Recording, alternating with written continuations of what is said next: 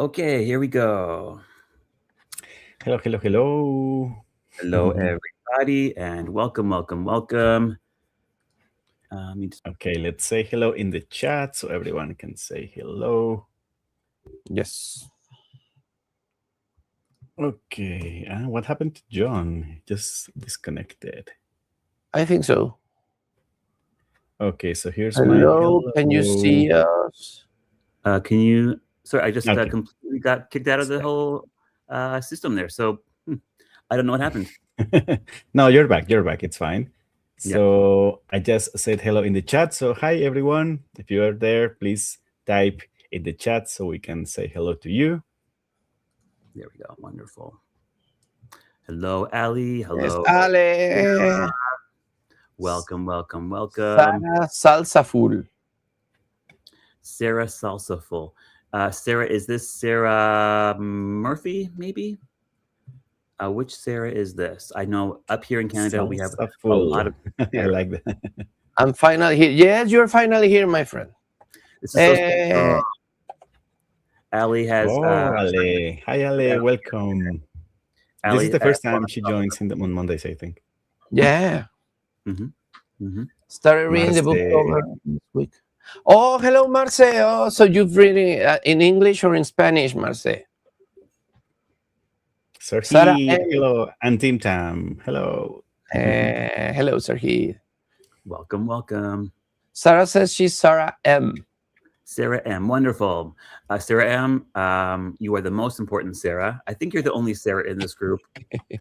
And welcome. I'm so happy you're here. Sarah is one of my oldest friends. It's a nice welcome.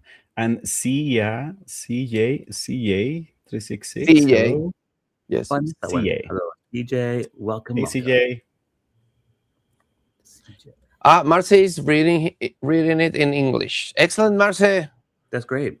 I think it's the best version of it. Salamandra does a pretty good work, but in English it's always it's better. It's the original language. Okay. You guys, thank you so much for joining us today. We're so thankful. We're so happy to have you all here. Oh, and Joanna's here too for the first time. Hi, Joe. Hello, Joe. Is Joe Patrick. Joe? Patrick, as always, he's there. Hello, Patrick. Yeah, Patrick Kearney. Hello, Patrick. Welcome, Patrick. My brother just surprised me with a $50 gift card to the store, and he knows I'm going to have it spent in this weekend. Tomorrow. Tomorrow. Yeah. You should, my friend. You should. Yeah, as it should be. Yeah. Okay, everyone. Hello. For the ones who are joining us, so just remember that we'll be talking about this book, The Names by Florence Knapp. This is a great debut, but remember that today is our first session. So this means we'll be talking about premise, characters, themes, and the author, and also expectations, because we will not touch spoilers today. But in our next session, then we'll be going full spoilers with this book. So just take into account. Yes. Yeah, we hope that you for the second session. Well, the next session is not next week. It's in 2 weeks, so you have plenty of time to reach the end of the book. It's maybe it's a struggling book for some because it touches some points that are hard to read. So I think it's good that we have another week for it. And several of you guys have reached out to me over the last few days to let me know that either A, you found a copy of The Names at the library, or B, you've been listening to it in an audiobook form. Even my neighbor from a couple doors up the road, she's also getting through the book right now.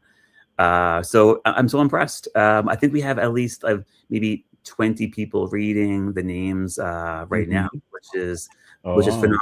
20, excellent. That is wonderful. So yeah, there's plenty of time for them to complete the finish reading the book, and then join us in 2 weeks. That's great. A couple people can't join us tonight, but we have a few new people joining us at some point throughout the evening, so that's fantastic.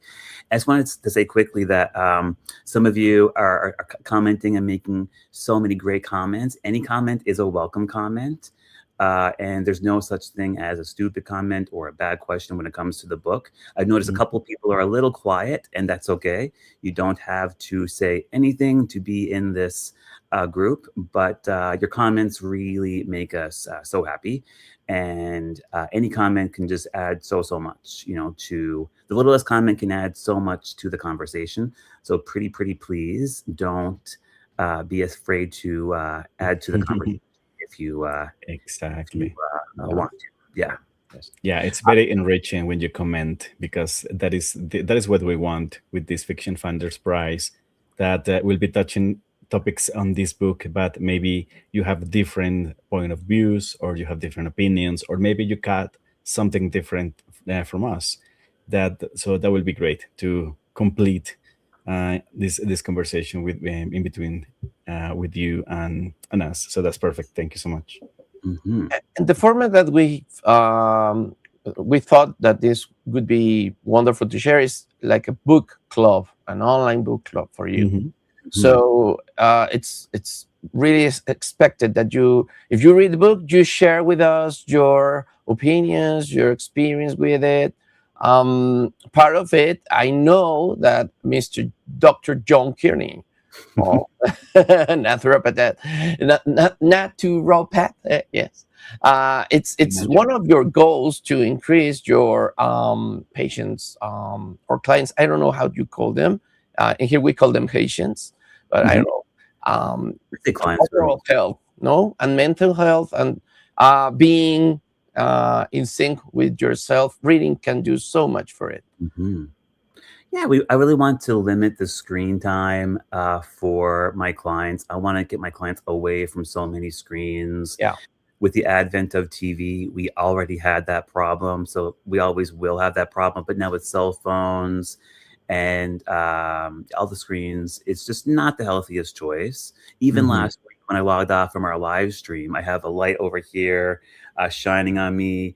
It takes a long time to calm your mental body down. So by reading and participating, you're getting away from the screens, you're getting away from the bright lights, and yeah, it would make me so happy. Oh, I know, for sure. And reading, it's always so intimate, and it gets you other places, and it's not only your health, it's also your imagination and so much more. So yes, please do comment, please say what you think. Always in this first session, as Mao and John has said, we are not going to tell spoilers. This is a spoiler-free session, but the second one is always with full spoiler ahead, so we can comment the twists, the ending, or whatever thing happens. Things happen in the book. Please. One more thing to say, it's very important, because maybe we have people who are new into these live streams. So this is the second book in our project for this year that we are reading. Remember that the first thing we read was this one, The Tiger and the Cosmonaut. This was the first book we read this year as part of the Fiction Finders Prize. And actually we did 3 live sessions for this one. So this was the first one that we read. So if you want to find out more about The Tiger and the Cosmonaut, you can go to newfoundreads, the YouTube channel, and there you will find these 3 live sessions. It's about 3 or 4 hours each. So it's a very good conversation about this book. And now the second book that we have selected is this. So the names. This is the one we'll be discussing today. And just to recall that this decision or this sequence of books was not chosen by us. It was chosen by random. The first live session, we run a spinning wheel, and basically it was the choice by destiny. So first was Tiger and the Cosmonaut, then it was the names, and our next one is the one that Javi was holding. It's the eyes are the best part. So this is going to be next. So just expect. Yeah, exactly. I'm just like saying, as you can see. So you can expect a good conversation about this one going forward. Mhm. You have to tell me, my friend. I don't see these differences in life. No, I didn't It's even fine. It's notice. fine. I didn't even notice. No, for me, it's just funny. It's not that funny when something happens, but it's funny.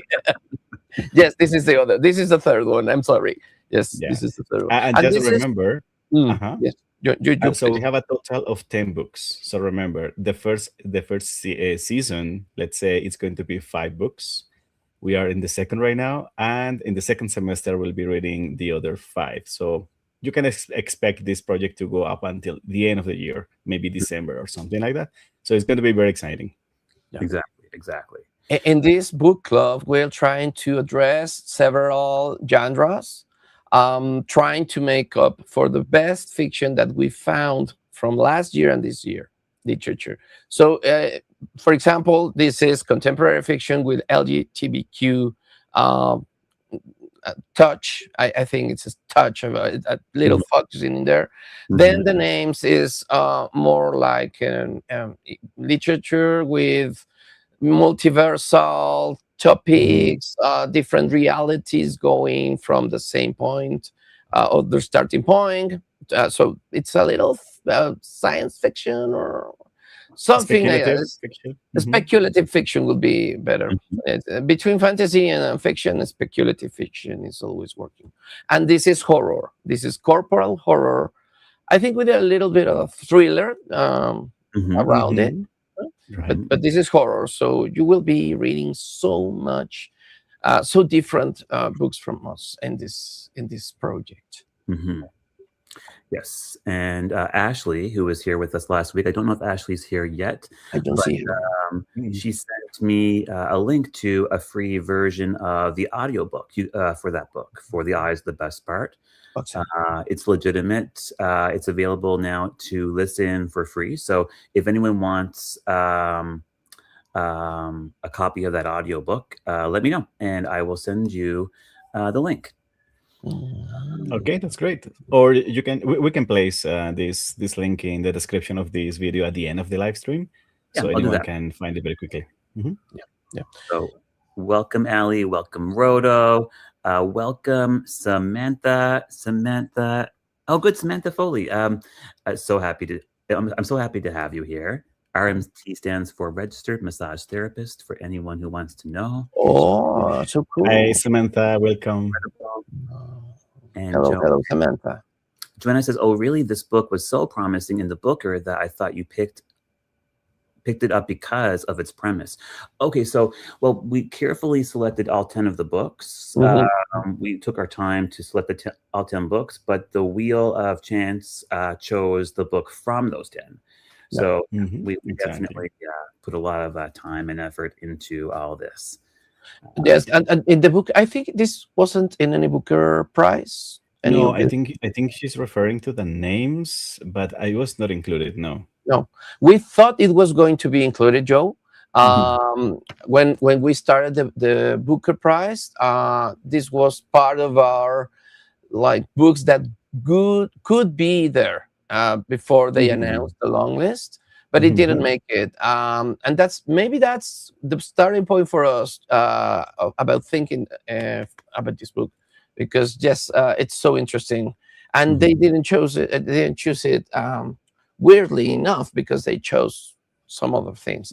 So it's this definitely had the potential to be in these awards. For sure. It's been on other awards, but not that particular one. But yeah, definitely, this is our potential book. And Ale is saying that we should start the Fiction Finders Army. How about a Fictions Army Squad, my dear Ale? No, so we can differentiate. And no more BTS for us. Please don't BTS us. No more. no more BTS. But we could be the squad, and that could be nice, or something like that. And yes, Fiction Finders Squad. Absolutely support something like that. Absolutely. Our own fan club. Absolutely. Okay, we have also Señora Maria. Hello, Señora Maria. Welcome, Hola, as hola. always. And we have Brenda Hishton. Hello, Brenda. Oh, Brenda Welcome back. Higdon. Brenda Higdon, is so good to see you here. I think, Brenda, is this your first time joining? Maybe it's your second time joining. Brenda watches all of our videos, though, for sure. And Brenda is a really special person. It's so nice to have you here with us. Okay, you guys, I got logged off that time. Some of my material was just removed. So I'm just going to... Okay, there it is. Fine. That's one of two covers for this book. This is the one we have and the one we like the best. But you can find it with another cover. It's the same book. It's the same text. And in Spanish, the other cover got the translation in Spanish. So it's the one with a little guy going away. No, but I think this is the best one. Well, Yeah. we all do. Yes, Yeah. yes, this is really beautiful, and you cannot tell by just checking the cover what this is about. But then after you notice, oh, okay, so there's the flowers, there's the 3 flowers, and intertwined in the title. So it's a really good choice of cover. I think so too. So this is the version that Javi was just mentioning. This is the one that's been translated into Spanish. And this is the one, of course, that we have right now. Yeah. Actually, the other one is not bad either. So it has 1 man but 3 shadows. So it's also telling a good story there. So yeah, it's a good choice as well. Maybe not the colors, but the premise of this graphic is fine. I like so much more than the other one has flowers. So because it tells the story of a man, and to have flowers trying to signify his 3 different possible lives is just wonderful. Oh, it's like it's beautiful. Yeah, it's beautiful. The other one is just a little more straightforward, but it's a cool illustration as well. It's very, very catchy. Yeah, it is. It is. For me, I know it's a story about a man, and it's a story about the 3 narratives of the same man. But I think Cora, we'll get into it now. But Cora, I think, is at the root of this story, and I think that's why this is such a good. I think that's why it took a more of a female tone at the cover there. But yeah, that's a nice idea. Yeah. Well, so I think we can start with the premise. So anyone who doesn't know about these books, or maybe is not familiar with the names, or even with Florence Knapp, so let's start talking about the premise. So you guys, the names is primarily about a young mom named Cora, who has a 9-year-old daughter named Maya already, and a newborn son. Her husband is named Gordon, and Gordon is a very popular, very busy, and very well-known doctor. And he basically employs his wife Cora to take on the task of walking to register the name and the birth of their newborn boy. She has no problem doing this, but he specifically wants her to name the child Gordon after him, and after every man, every grandfather and great-grandfather and great-great-grandfather, every firstborn boy has been named Gordon. And she doesn't want to do this. She has picked out the name Julian. She loves the name Julian. And her 9-year-old daughter has picked out the name Bear. So that's what we get in the first few pages. And so how will I describe this? So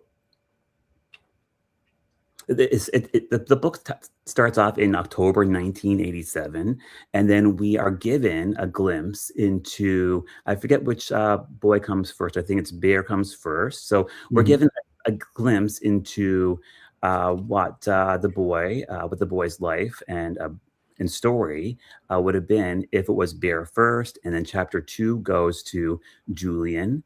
So we're given a glimpse into what the boy, what his story would have been like if his name was Julian, and then finally in chapter 3, it's Gordon. I think that's the order that we're given, right?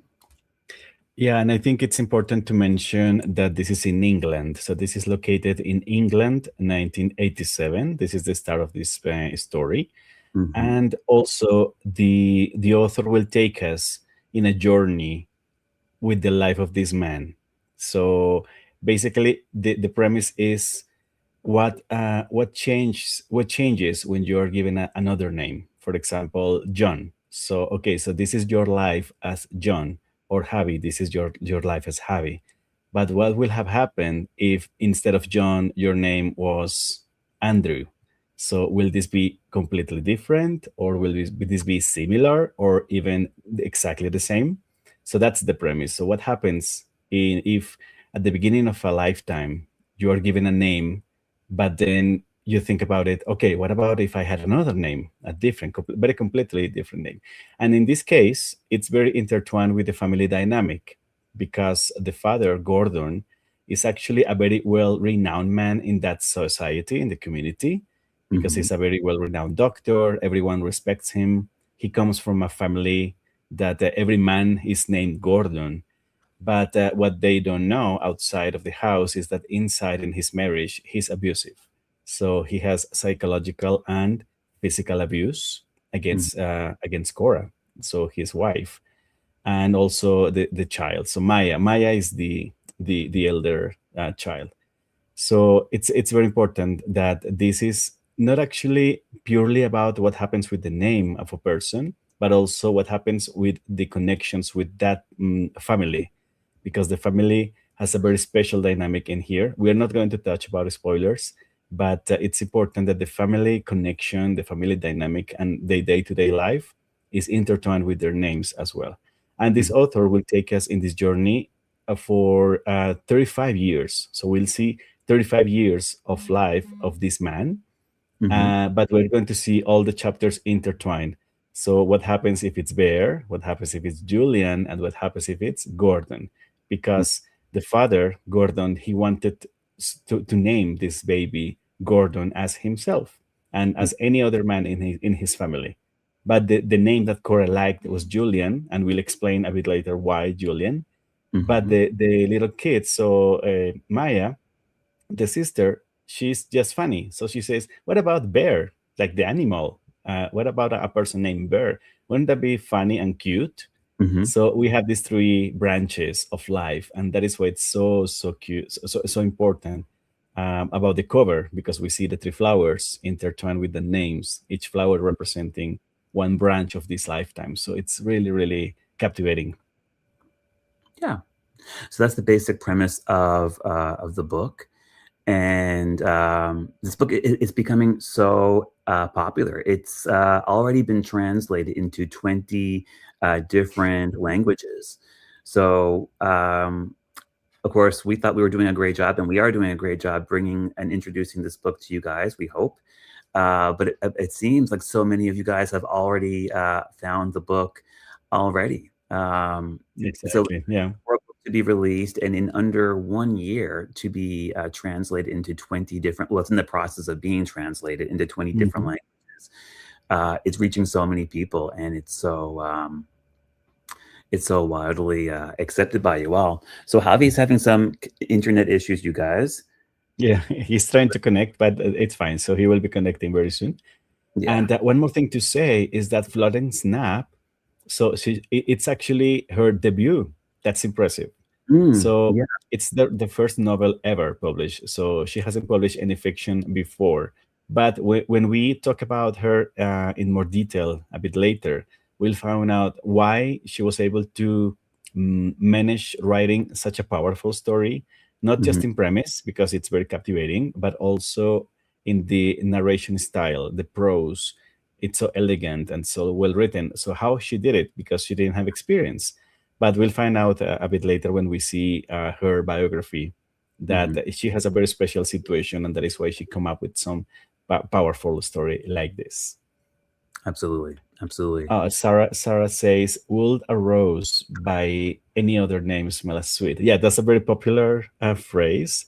That yeah, if the rose is named differently, will it still be a rose? Will it still be smelling the same as a rose? So Mhm. yeah, exactly. It's exactly the same concept. But in the case of a person, is the person the same person if it's given another name, or is a different person completely? Because this author tries to reflect what makes us us.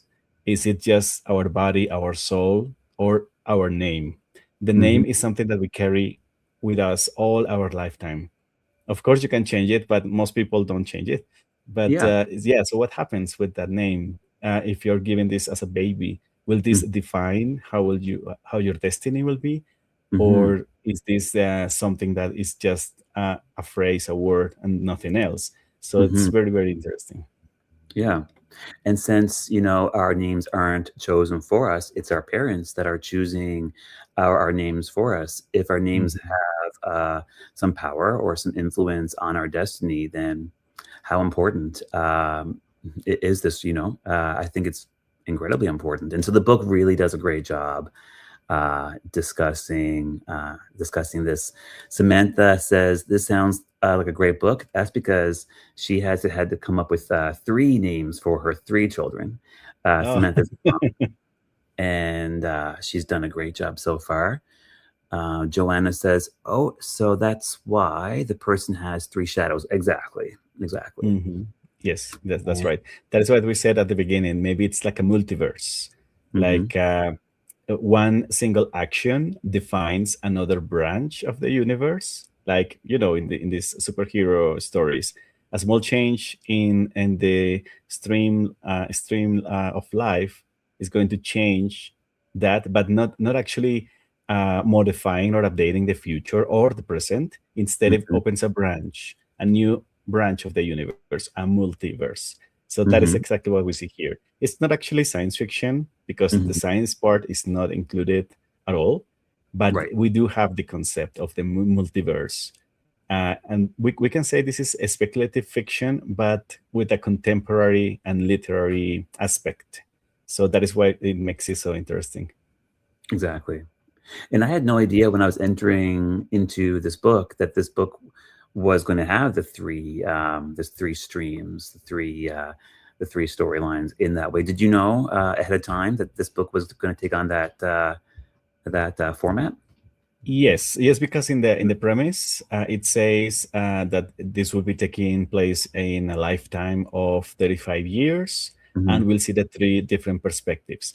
So what I Right. didn't know was about the actual the sequence of events, Right. because this starts right away when the baby is registered with that name. But then we go, one chapter is Bear, one chapter is Julian, one chapter is Gordon. And then 7 years after, Bear, Julian, Gordon, 7 years after, Bear, Julian, Gordon. So it's all intertwined. Maybe the author could have just chosen to tell us the story of Bear, then finish, and then the story of Julian, then finish, and then the story of Gordon. But she decided to make them intertwined because of the lifetime periods. But Right. yeah, I found that very, very well written in that sequence, because you don't get lost, and Yeah. you have the perspective of each one, and you want to know what happens to each one at the same time without having to wait until finish one and then the other and then the other. And so for anyone listening, I actually haven't finished the book yet. The agreement is we'll finish the book by the time we finish. We come to like our concluding thoughts for the final discussion, which will be in 2 weeks. But yeah, I've been thinking about this book a lot. All throughout my day, I want to get to my book and finish it. And I think I just need a few hours, maybe 3 or 4 hours to finish it. And I just can't seem to find the time. So Mars says, I can't put the book down. It's very easy to read. Yeah, it's very approachable. This is also another fantastic book if you're in a reading slump, just like our last book. If you're looking for a well-written book, something that will really draw you in, this could very well be the book. Just like our last selection, we're kind of lucky with that. Yeah, that is true. Actually, I did finish the book already, but I'm not going to discuss any spoilers today.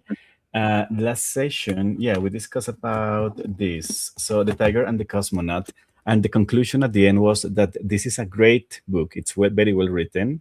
It's Mm-hmm. a very interesting story. It has a lot of tropes about mystery, about thriller, about love story as well. Mm-hmm. And this was perfect for maybe a person who doesn't read too much and wants to catch up with the habit, For or sure. maybe a person who maybe don't have any experience with contemporary fiction, or maybe someone who just wants to read something very light, very easy to Mm-hmm. follow. So this is Mm-hmm. a perfect choice. It's not complicated, it's not dense book.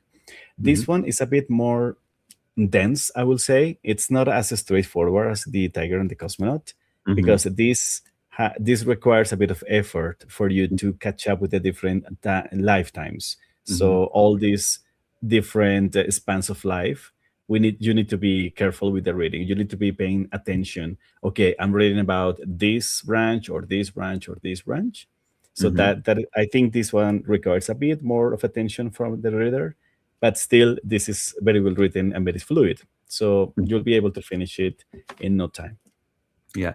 On that note, too, I would recommend even maybe jotting some notes down at the end of each chapter, Mhm. because even for myself, I had to go back before our final discussion and just try to remember Julian's storyline versus Bear's versus Gordon's, because it is a little bit hard to keep straight. Mhm. Mhm. So yeah, so it looks like Javi is still trying to get some internet. These types of things will happen. I know he Yeah. really wants to discuss this book, so that's really unfortunate. But we'll just go with the flow. Samantha Yeah, says, don't worry. So, what if we start then with our agenda? So, we discussed about the premise already. hmm So, let's talk about the characters again "Yeah, without spoilers, but we need to define some of these characters in this story. So, you already mentioned Cora. So, what do you say about Cora? yeah." So for me, Cora is the central and main character. So what do we know about Cora? She's a mother and a dedicated mother. Mhm. Um, Cora is under the influence and power of her husband. And so um, she's such a good person and she's such a good mom, but she's being abused. And it's not every now and then, it seems to be so consistent and so often. So um, the abuse is not her. However, her voice is silenced right at the beginning. Her voice is silenced. We know she's a dancer, but she's not dancing. We know that she had a life and a really great life before she met her husband. Yet, this person that she met early on, he turns out to be a completely different person. So, to talk about Cora, we can't get into Cora without mentioning that we don't really get a chance to really see who she is. Or maybe I'm only halfway through. So I don't think that, at least in the first half of the book, that we really understand fully who she is yet. This book is primarily about her, right? Um, Mhm. and so, yeah, she's a wonderful mother and a dedicated mother who would absolutely break free if she could, if she had the ability to do so. And yeah, this book it's stressing me out so much. I want so much for her to break free and win and not be under the influence of this awful man. But yeah, what do you think about Cora? So Cora is the first character we meet in this book. So this is happening in 1987 when the newborn is actually a baby. So it's very few days after the birth, and this is happening in this period when England and other countries in Europe had this great storm. So the Mhm, great storm was a very weather intense weather. This was all of these countries were affected for a few days with an unprecedented storm. So everybody was gloomy. Everybody was sad. So businesses were closed. Everything was like very undertoned. mhm, And this baby is born, so she had to wait until the great storm, which was actually a real phenomenon. So mhm, this great storm was finished, so she could get out of the house and go to register the baby. So that also, I think, takes we need to think about why the author decided to place this moment in this particular real life event. I think Mm-hmm. it's because she wanted to give us the assumption that Cora was like sad or maybe so gloomy that she was undecisive about what to do with the baby's name. Mm-hmm. So once this storm concludes and she can get out of the house, then she goes to the register office with the sister. The sister is like 9 years old in this moment, so that Mm-hmm. is the difference of age. It's actually a quite gap. So 9 years between one and the other kid is a lot. Mm-hmm. So that is why she's just walking to this office and thinking what to do, because the whole point of this starting point is the hesitation. She doubts about what to do. Must she follow what the husband says? Must Mm-hmm. she follow what the heart and what she thinks is the correct thing to do, Mm-hmm. or she follows just a joke from the sister? So Mm-hmm. Cora is like that person. So she's very uh, she doesn't take decisions because she's not used to. In her life, in her household, everything is decided by the husband. So the Mm-hmm. husband Gordon is abusive. So he doesn't allow her to have her own key. She Mm-hmm. doesn't have her own money. She doesn't have access to the bank account. She just follows orders. So she just cooks and cleans and takes care of the kids, and that's it. Mm-hmm. Everything else is handled by the man. In this case, it's Gordon, Mm-hmm. and she that's the life she's had since she was married. So at the beginning it was okay, but then he started to show or display this very bad behavior with her. Mm-hmm. So that is Cora. So it's very undecisive, a very sad person. It's yeah, it's a very so she loves their kids so much. So she sacrifices everything. She Mm-hmm. sacrifices her own life and future for the kids. But sometimes it's not enough because the husband's is so abusive Mm-hmm. that she's going to be break down in any moment. So that Mm-hmm. is Cora. That is the mother. So let's discuss now about Gordon, the father. So what do you say about him? Right. And so, well, we already touched on what he's like. So we know that he's a doctor, but he's not just a doctor. He's a really well-respected doctor who wanted to be a surgeon, but due to a tremor that he had that was only discovered as he was becoming a surgeon, he had to become a general practitioner. And so we know at some point pretty early on in the storyline that his parents, especially his father, was really disappointed in Gordon because uh, it was expected that he would be this phenomenal surgeon, and so it's a huge, huge failure, unfortunately, for Gordon to not be able to do this, to work as a surgeon, and so. Um,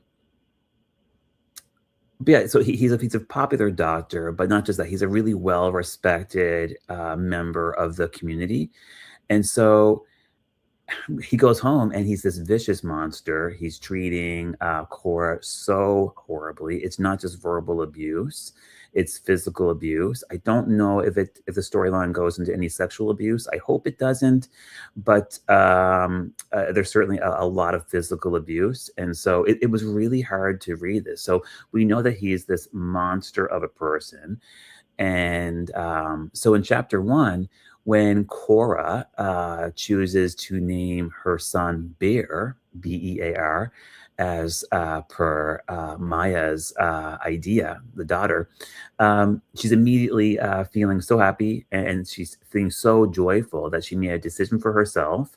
But instantly it switches over to fear because she knows that her husband is not going to respond well. She thinks that, okay, I'll make him his favorite meal. I'll make him a lasagna.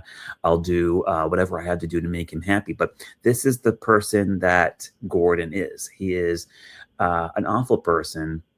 He knows he's an awful person, but he shapeshifts throughout his day. So from the outside world has no idea that he is this awful person. They think he's wonderful. But at home, of course, it's a completely different story. Mhm. So, how many people are like this? And So many, unfortunately, so many people are like that. And not only that, it's also that Gordon, he has a good connection with other people in the community, so right. everyone will believe whatever he says. So that Hmm. is why he's manipulative, and he controls Cora's life from that regard, Hmm. because he can convince other people that the bad person is Cora, and he Right. can just make these lies, and everyone will believe him because he's very well respected.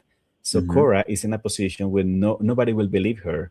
Everybody will think that she's crazy, or she's not a good mother, she's not a good wife, she's actually not good enough for anything. But it's Hmm. because of Gordon's doing. He makes sure that everyone in the community dislikes her and Hmm. trusts him. So he's very manipulative. And now Right. that you mention about the abuse, yes, there are a lot of abuse in this novel, and that's actually a trigger warning. So Yeah. if you are not comfortable reading abuse scenes, domestic abuse, we're talking about psychological abuse, but also physical abuse, very very explicit. It's very Hmm. very uncomfortable to read. Yeah. And I was surprised, but it doesn't say anything about it in here. So there's Yeah. no trigger warning. You say, okay, so this is about a guy named three different names. So what happens? But that Hmm. is not actually the core of the story. It's actually the abuse. Hmm. And even in the premises, in Goodreads, all of these places, they don't mention that there is a trigger warning about Yeah. abuse. And Yeah. there Hmm. should be a trigger warning for this. So just for you to know, if you're uncomfortable reading abuse scenes, they're Hmm. very, very hard. So please be warned about this one. Yeah. Yeah. And that is some feedback that I got from my mom. So she's not here tonight because she's in Toronto vacationing, but um, she's really loving the book. But some of the scenes were really kind of shocking. So if it makes you uncomfortable, that's a good thing for you to be aware of, because I certainly wasn't. Mhm. Yeah, Yeah, yeah, me too. I was taken aback. I was saying, "Oh my God, what happened? What yeah, did I just read?" It sometimes it read like a horror scene because they're very, very yeah, gory and very gruesome, yeah, but in such a very well written and poetic and elegant book, to find this kind of scenes was a bit disturbing. yeah. So surprised. Um, yeah. Okay. So those are the main two characters. So the oral characters. Hmm. Now let's talk about Maya, and at the end we can discuss about the boy. The So boy, what do yeah, you say about Maya? So the sister, the daughter. yeah.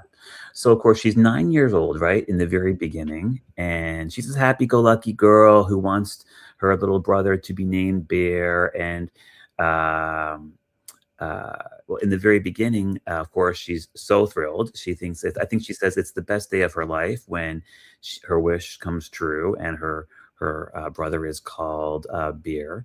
And then moving forward, 7 years later, we're not given too much. I don't think we're not given too much information. Pardon me, about Maya in the very beginning, just that she's this happy-go-lucky girl, and in the second part, when it fast forwards to 7 years, Maya's no longer 9 years old. She would be, so it's every 7 years. So she would be 16 years old. Am I doing the math 16. Yeah. correctly? Yeah. Yeah. 16. And so her sexuality is evolving, and she's attracted to women. And she seems like she's a really strong character. She's a really strong-minded person. She's interested in science, but she's also interested in dance. So she seems to have some inherited influences and gifts from both her mom and her dad. Um, but of course, in each segment, she's a different person. So that's another part Mhm. of Maya that's hard to get into. But what else could I say about Maya? She's also nicknamed Bees, and having a hard time remembering why that's the case. So I think that well, Bear is Bear in chapter one, and in chapter four as well. And so Bear wants to. I can't remember why she's called So Bees, it's but because it's just a joke in between the two kids. right. So they have animal names. So he decided to name her Bee, but in plural, like the bee insect.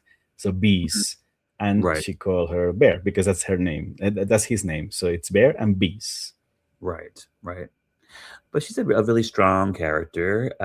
She doesn't take up a whole lot of the storyline, I suppose. But she's obviously a witness to all the abuse, and she's certainly impacted by the abuse. And in each chapter, in each stream of the story, she's not able to escape. But there's definitely a clear difference between the 9-year-old and the newborn, and then the 16-year-old and the 7-year-old. Their experiences are mostly the same, but their survival mechanisms and their escapisms are completely different, would you say? Yes, but I think the most important characteristic of Maya is that since she was already very small, so a kid, Mm-hmm. even before the boy was born, so she was the witness. She was the only witness of the abuse inside her household. That's a good But point. Yeah. she grew up with this abuse, so she's used to it. That is Mm-hmm. why she doesn't react as you will expect, because she's used to see her mother being shut out or being beaten or Mm-hmm. being tortured or just humiliated. Mm-hmm. So it's only when she gets older, like maybe 12, 13 years old, that she started to realize that what she's seeing in their house is wrong. She Mm-hmm. started to realize my mother should not be suffering this, and I Mm-hmm. should be doing something.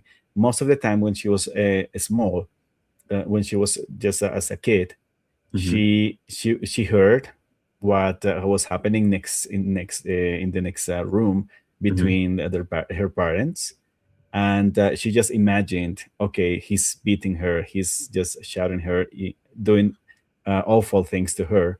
Right. But when she gets older, she actually sees what happens. So from the stairs or from the door, she sees what happens, but she Right. ignores it. And that decision to ignore, one might say, oh, why she's not doing something, calling the police or calling the neighbors or doing something. But we need to understand that she was growing up all the time with that in her household, so she's used to it. Right. So that is why she comes up like a very strong woman, but at the same time she's like struggling in the inside, because she's like guilty that everything happened because she didn't do something. It's only when the new baby is born that she started to maybe shift this, because she now has another person at the house, so she just gets distracted with the baby. And Right. this connection she had with the mother is a bit lost when the baby comes in, because now she's distracted. But she's the only witness, and when she grows up, we'll find out what she's going to do about it, what she's going to do about the guilt Mm-hmm. and the pressure and all the frustration she feels because she could not help the mother back then when she was a child. Absolutely. And there's a scene that really just sticks with me, and I don't think this reveals too much. Yeah, I can say this. Um, in one scene early on, she covers her brother's ears during the abuse, but that means she can't cover her own. That was so heavy. So there's certain parts of the story, especially with Maya, that will just stick with you, I think, forever. Yeah, she's a very, very important character. So Yeah. let's touch about the other characters. So we have four characters in total. So we have the mother, we have the father, we Hmm. have the sister, and now we have the baby. So the baby is the center of the story. So Right. let's call it the boy, Yeah. because he has three different names and three different lives. Hmm. So let's call it the boy for now. So what do you say about this boy? So the boy as Bear, it's kind of hard to talk about the boy and not give too much away. But the boy as Bear, I would assume that. Well, I know that he's a strong boy. He's given the name Bear, so obviously, that's chosen for a reason. He wasn't named Fox. He wasn't named. I can't think of a good example. Eagle. Yeah, dog. exactly, exactly. She chose beer for a reason, and so I have some notes on beer right here. So he sees so much of the abuse, and he's born with so much of the abuse in his house, and obviously he's influenced by that. But I think the boy as beer, I don't know if you would agree, but he seems to be probably the most impacted. Mhm. I would say Julian, of course, as well.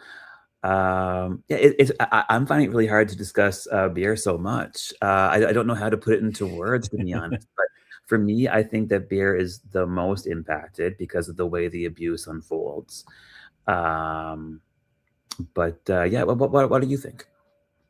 So I think one very intelligent decision by the author is that she gives each one of the live streams, Hmm. so these the streams of life or spans of life, she Hmm. gives each one of those different characteristics and different features. So, for example, let's talk about Bear. So he's the first one. So Hmm. we know the sister makes a joke. Oh, why don't just name him a funny animal, Bear? So Hmm. what happens if the baby is named Bear? So the author decided that this man named Bear will be a combination of two. It will Hmm. be a sensitive person, very sensible, sensitive and emotional, but at Hmm. the same time, it will be very strong. It will be very like curious, and it will be like physically big.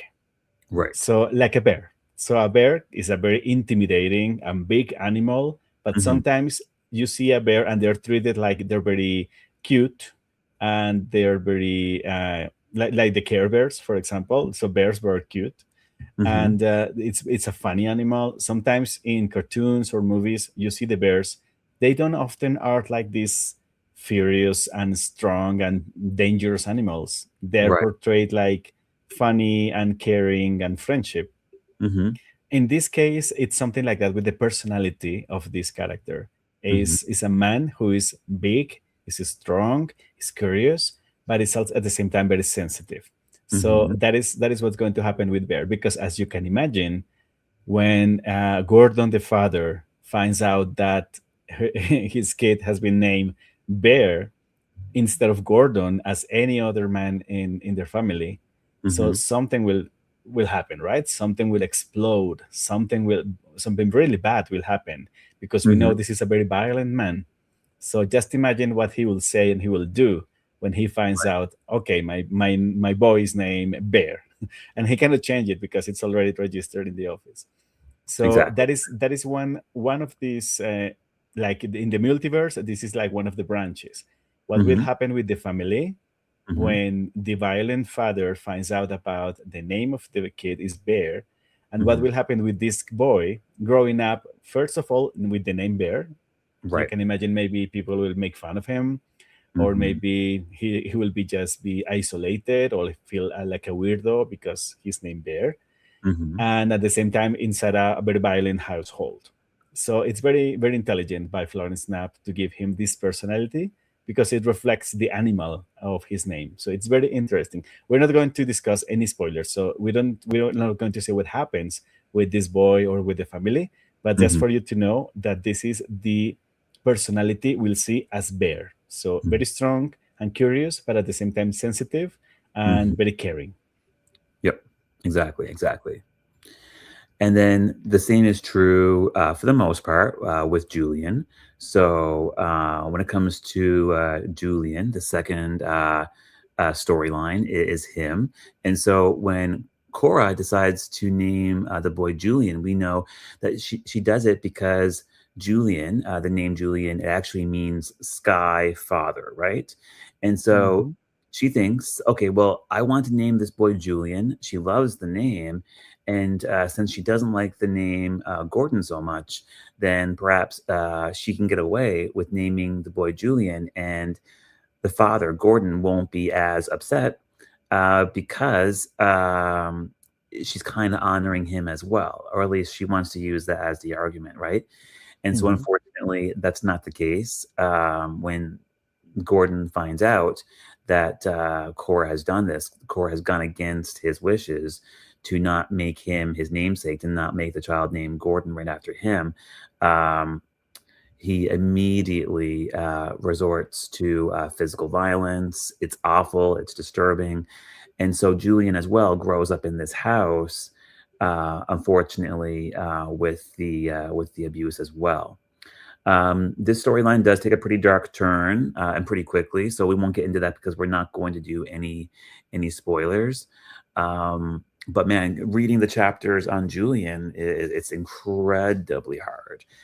And at some point, the storyline shifts into Ireland, so they do move from London to yes, from London to someplace in Ireland. I can't remember where in Ireland that they moved to. But then his life takes on a whole other dynamic, and it's hard to talk about that because we can't give away too much. But yeah, Julian, he's a really special child. He's a really soft-hearted child for so many reasons, and Julian really, really, really craves direction. He really, really wants love and acceptance from a male figure and a female figure too. He wants a mother and a dad. And so watching that storyline unfold, it's hard to read, and it's pretty special writing there, I think. And talking about the personality, so now we know Bear is like caring, sensitive, and strong, but Julian is different because we know that Gordon the father, he just wanted or requested or demanded that the baby name was Gordon as himself. Okay, so it was changed by it was the inner desire of Cora. She wanted, she felt like she needed to name his son Julian because for her, Julian, as you said, means sky father. So it's like a father, but in a top level. So the father of fathers will be Julian. Right. So Julian is not a bad name, actually. It's not like Bear. So it's No. not something strange or weird like Bear. I love that But name. yeah, Julian is nice, but it's not Gordon. So that is the full story in this second arc or second branch. So it's Julian. It's not Gordon. It's not a bad name, but still not Gordon as the father requested. So somehow the father will act and will react in a different way. Maybe with a violent turn, but not as much as with the Bear arc. So he somehow, some way, he will be accepting Julian's name, but under certain circumstances and some conditions, because everything has to be done by his rules. So then the story will evolve going forward from that point of view. So, okay, I will accept my son to be Julian, but I will make sure that you will pay for it and everyone will pay for it. Right. So this means that Julian will be growing up being very shy. So he's, as you said, always seeking for attention, seeking for acceptance. And he has a fear inside. He has the fear that he might be violent as his father was before. So he has this like struggle. My father was or is a very violent man. Do I have this in my blood? Do I have this in my genes? Am I going to become my father or something worse? So that is like the whole arc about Julian, discovering what will happen with his lifetime when he gets older in terms of the violence and what is inherited from his father. He doesn't want to be violent, but he says, maybe I can't help it. Maybe I'm just my father, or even worse, I cannot do anything about it. So it's very interesting. So Julian is very special because it's not a bad name, but it's not the name that every man in the family Gordon wanted. So yeah, really interesting. So let's talk about the last one. So what is the other one? And then finally, Gordon. So, of course, this is a completely different narrative. This is a completely different story. And so, of course, with Gordon, the father gets what he wants. his son is named after him. So you might think, okay, well then maybe Gordon has a really easy life. Maybe you might say, maybe everyone is going to have an easier life because the father gets what he wants, but that's not the case at all. So Gordon is under the influence of his father and under the influence of his mother, and we see those dynamics play out in such an incredibly different way. And so Gordon seems to want to do whatever he needs to do to please his father. He craves his attention, he craves his love, he craves his acceptance. So even if it means that he has to not be the person that he wants to be, then he's okay with that at certain points. He loves his mom, he loves his sister, that's for sure. At least in the first few chapters, that's the case. But it's really hard for him to be the person that he wants to be.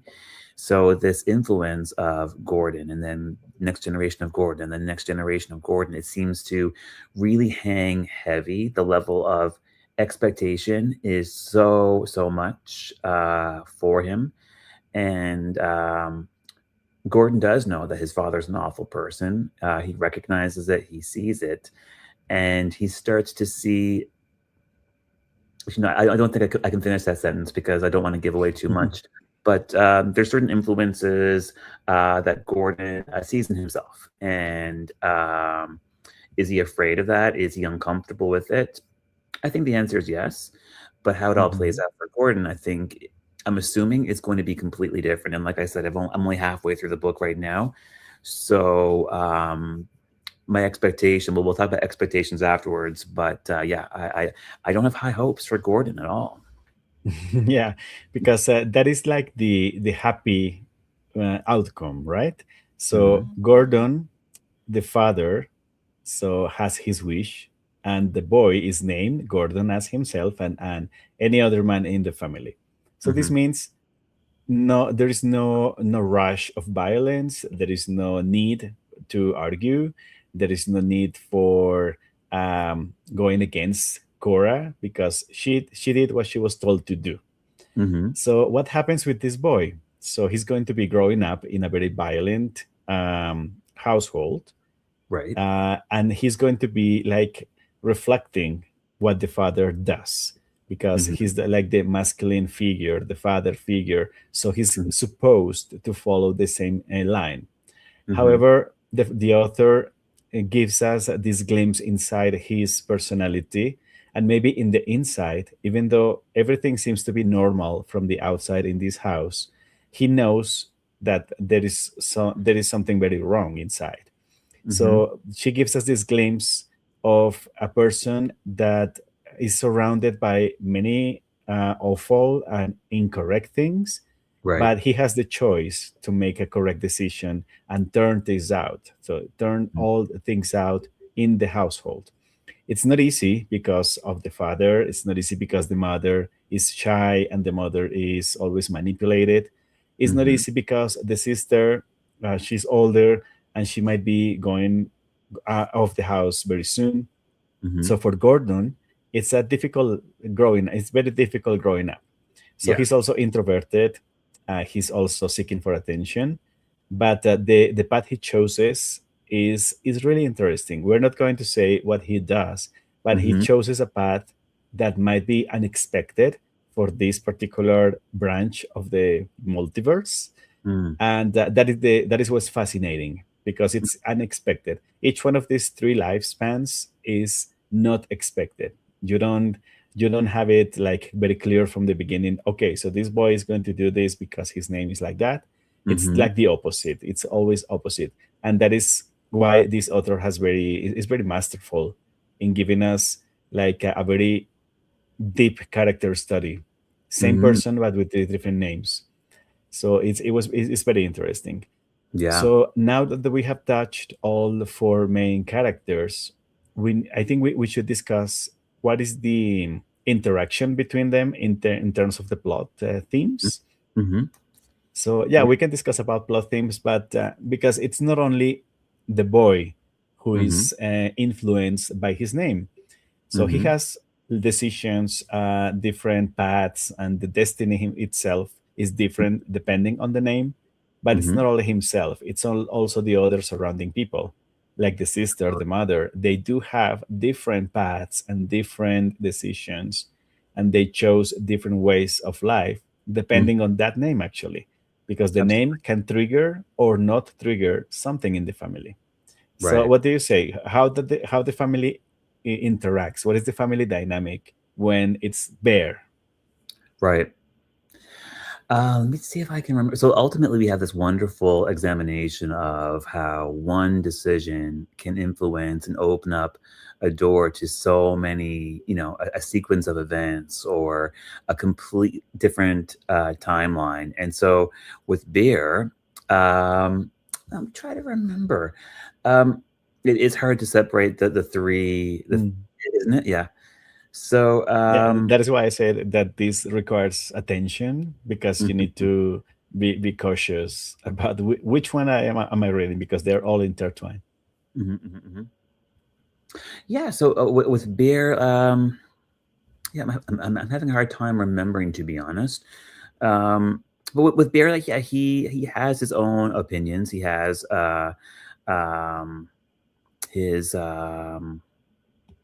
yeah, I can't remember.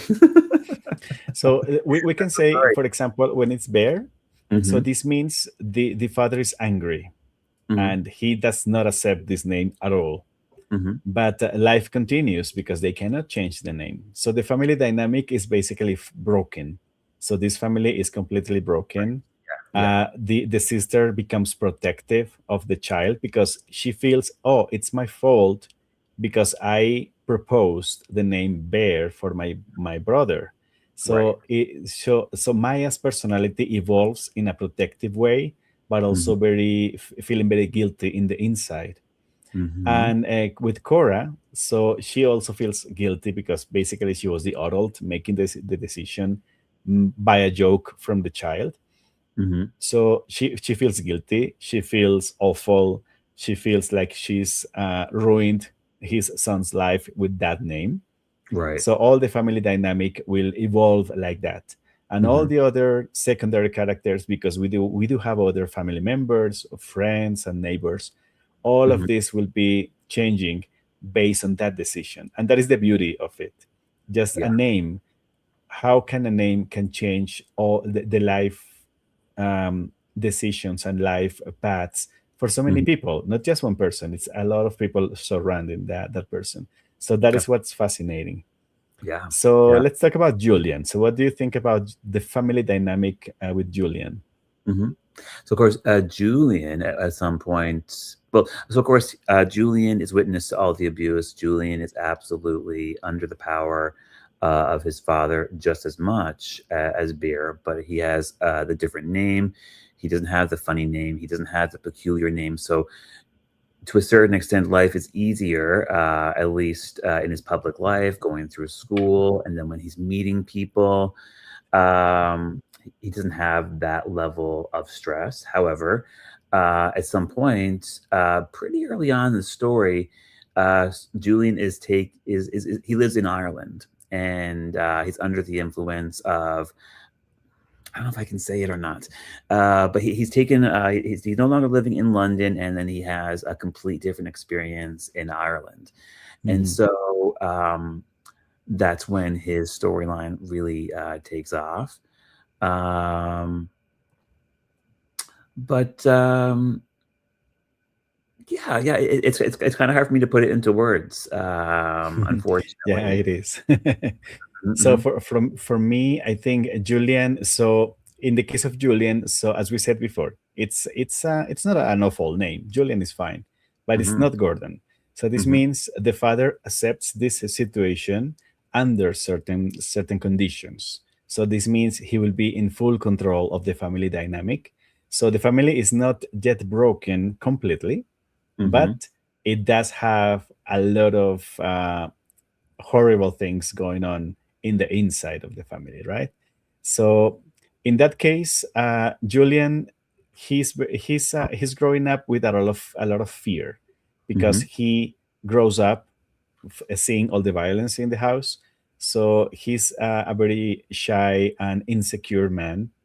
As Mhm. you said, he moves because some decisions he makes mm, takes him to other places, trying to flee for that from that.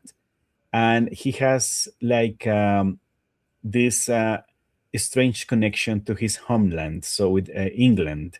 So he feels like anything related to England reminds him of his awful growing up. So he rejects anything coming from England.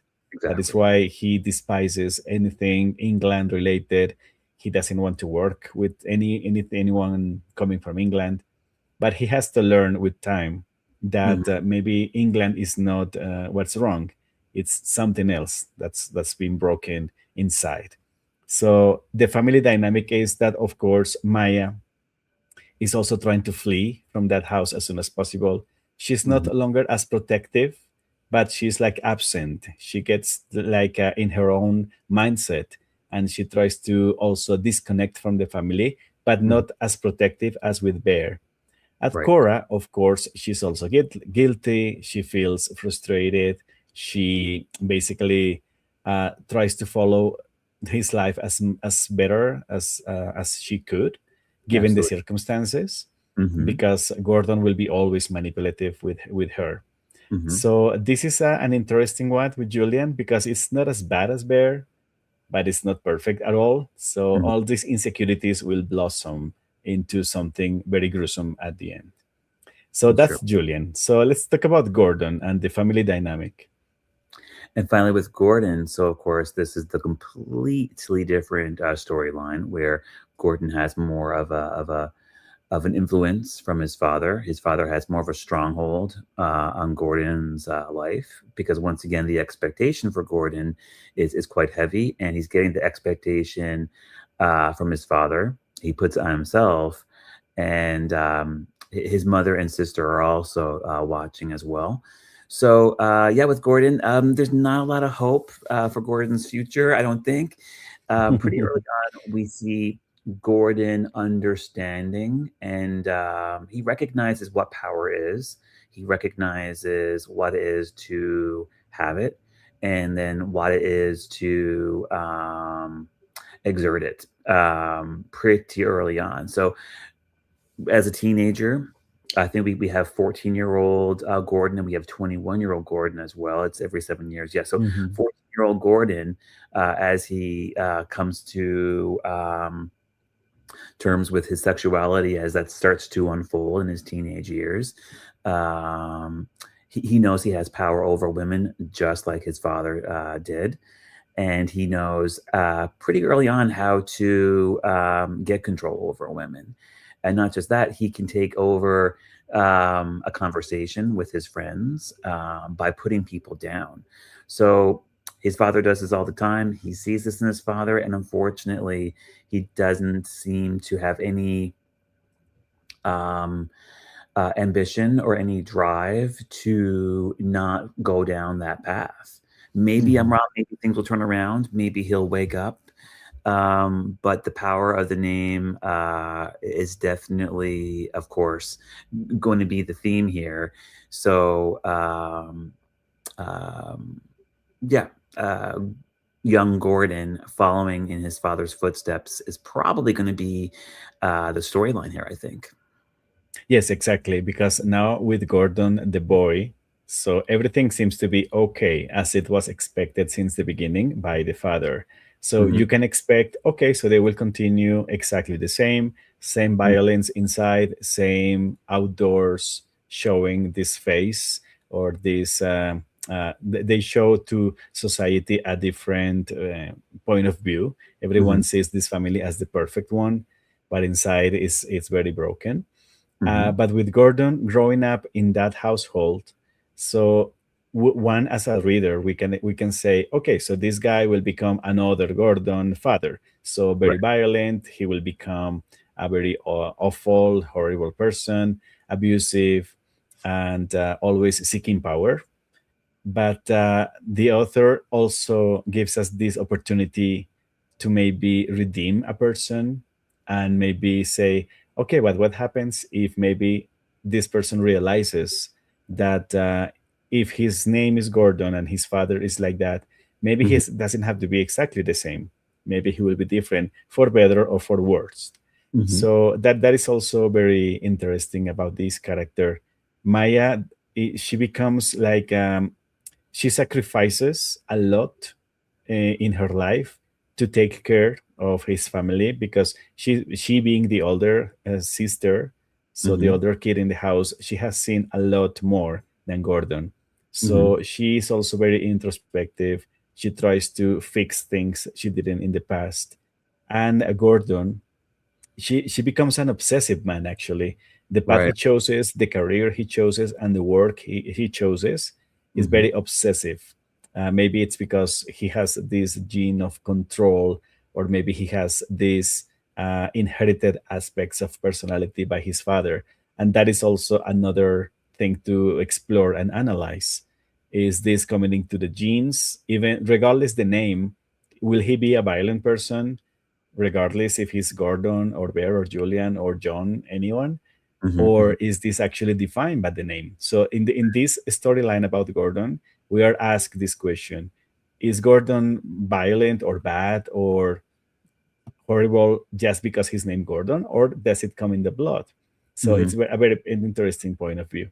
Yeah. Yeah. So yeah, very interesting characters as you can see. So what Yeah. do you say if we read some comments I was before just we thinking, move into the themes? I was just thinking the same thing, my friend. So Ali says they are like, I'm not sure how to name it, but there are people that they totally believe that the name has karmic weight. Absolutely. There's so many people who believe in that. And I think that that's true, especially for Irish people in Irish culture. There are so many beautiful Irish names, but also incredibly strong Irish names. Mm-hmm. And we see a couple in this book, like Cian, Cian. It's also Keynes, pronounced yeah. or spelled Cian with a K as well. That's such a good Irish name. Uh, Mm-hmm. Here in Newfoundland, we see these names occasionally. People don't use them as much anymore. But yeah, that is true, especially for Irish people, Ali, I think. Oh, what did you think of Sylvia's Irish name? Did you think about how to pronounce that? Oh, I have it here. So you mean the grandmother? I say this Going- Sylvie. I'm going to type that in Silbhe.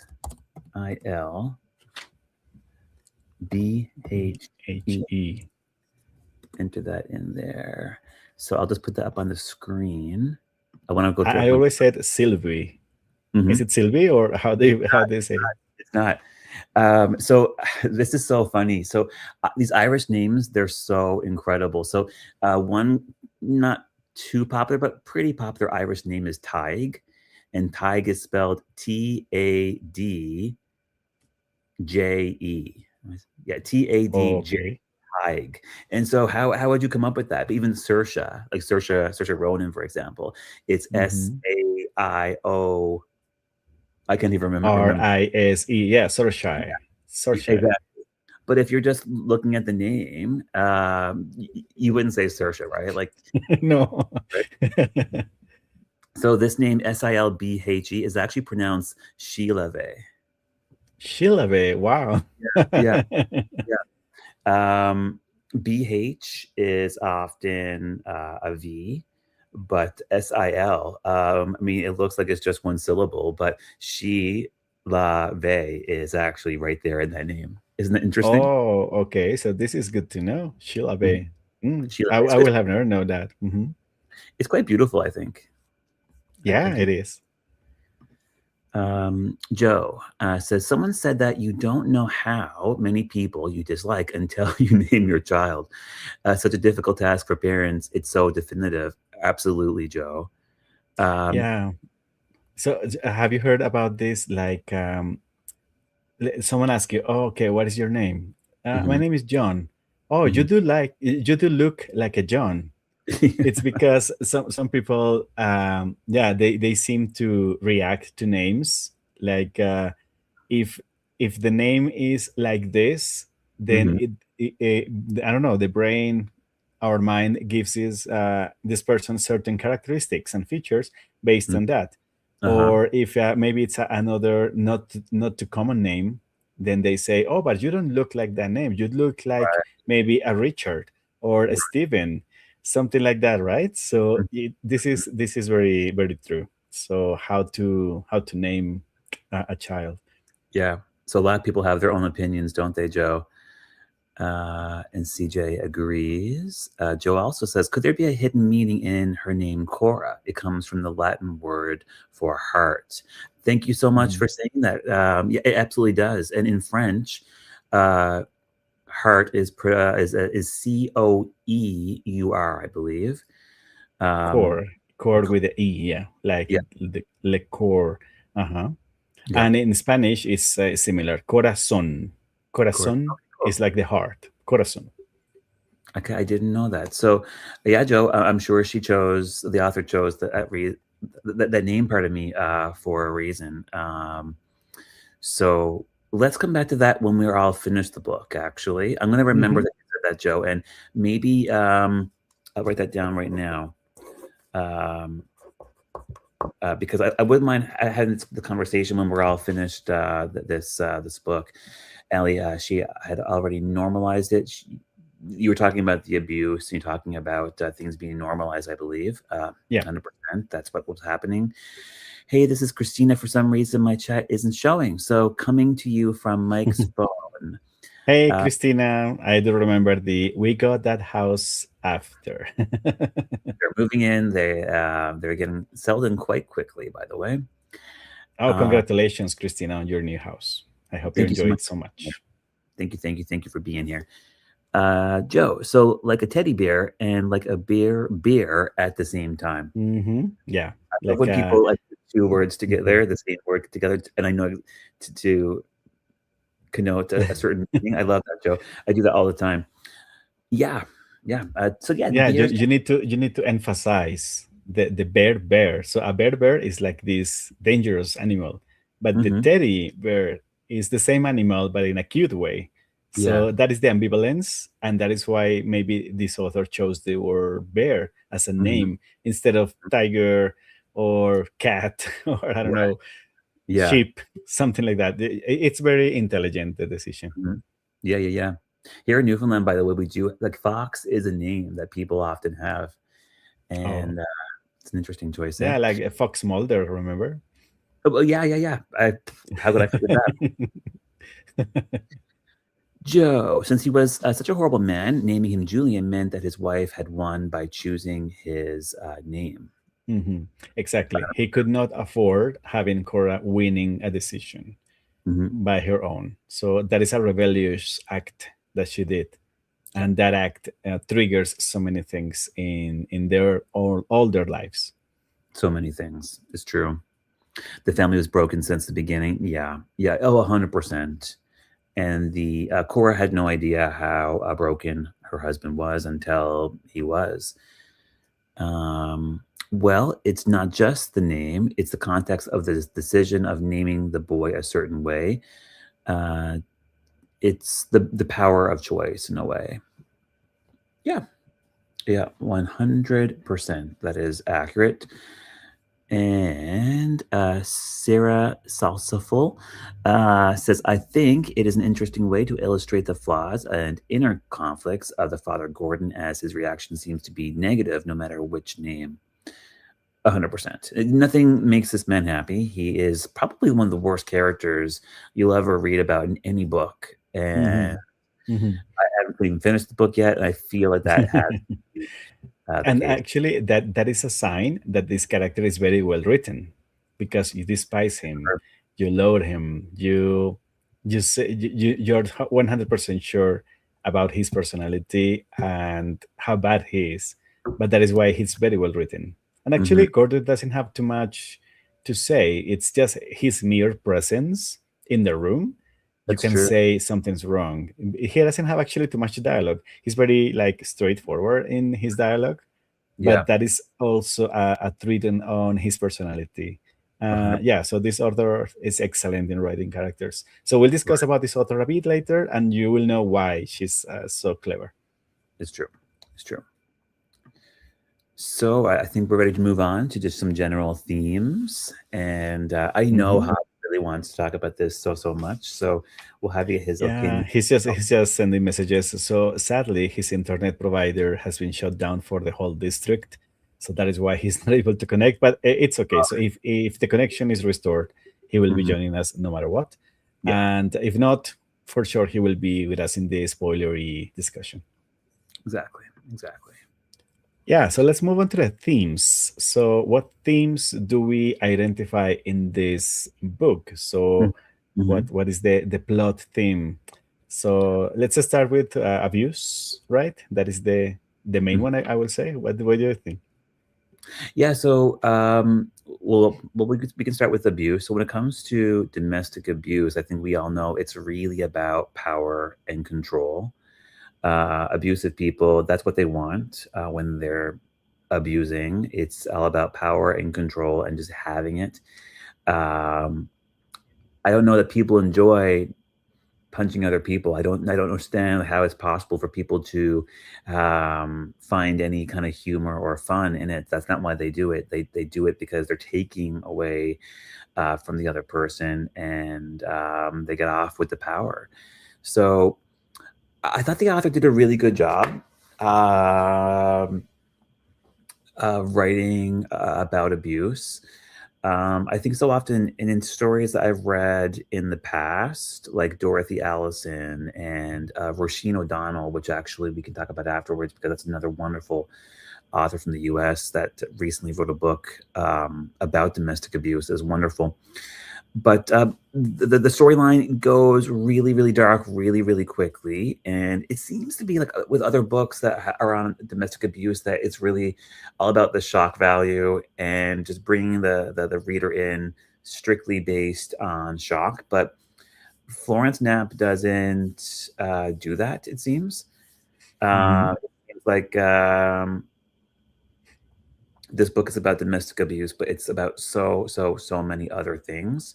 And so she's not afraid to go there, and she does it really well. She writes, um, I don't know what the words I'm looking for. She writes beautifully, and she writes with just enough detail with the domestic abuse, and it's not too overpowering.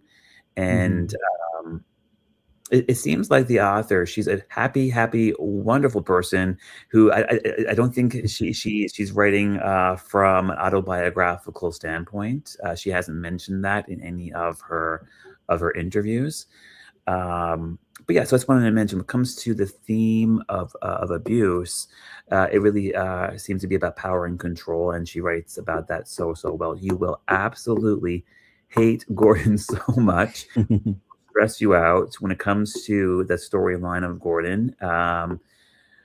In a weird way, it's almost like a car accident. You can't help but really want to get to that chapter because you have to know what's going to happen. But at the same time, it's so hard to read. Yeah, exactly. So number one topic definitely is the domestic abuse. So Hmm. I think all this plot about the names, about selecting a name and defining the destiny, about these branches of life Hmm. based on the name selection, I think those are like actually secondary topics or themes, because all of those are intertwined with the main topic, which is how to deal with domestic abuse, how to deal with violence in a house, with control, how to deal with psychological violence. So all of these surrounding themes are Hmm. centered against the domestic abuse. So yeah, as you said, we don't know because we have read interviews and investigated about the author, but we didn't find any like statement Hmm. saying maybe this is somehow autobiographical. Hmm. It's actually it's very hard to believe because Hmm. this is written in such an intimate way that you can't help but think this has been maybe the author lived this in her own life, maybe growing up. I don't Hmm. know about her father, mother. So we don't Yeah. know. Maybe we will not know because this is Hmm. personal and private life. But Hmm. it's hard to believe that maybe she didn't experience something. maybe not firsthand, but maybe she heard a family member or very close friend talking about this, and maybe that is why she gets so much detail, because it's very intimate, so you can definitely see the abuse. And it's important to mention these abuse scenes are not there just by the gore or just by the mere entertainment. They are there for a purpose and for Right. a reason, and the reason is to show the evolution of these characters. So it's not just the mere reading about these awful scenes just Yeah. because of that. They have a reason. And as you said, this is a very elegant book. It's not like you just are throwing yourself into this gruesome depiction of violence. This is very, very elegant written. The prose is, and the narrative is very precise and very carefully written. So it's just this combination of aspects that's very great. And one more topic that I will add is about feminine, like the women autonomy. In this case, the main character, Cora. So as we said, she's very shy. She's dominated by her husband. She doesn't take her own decisions, but it doesn't mean that she wants to. In the Right. very inside, she wants to be free. She was a ballet dancer when she was younger, so she wants that back. She wants to have another life, but it's very difficult for her to make these decisions because she's fully dominated by the husband.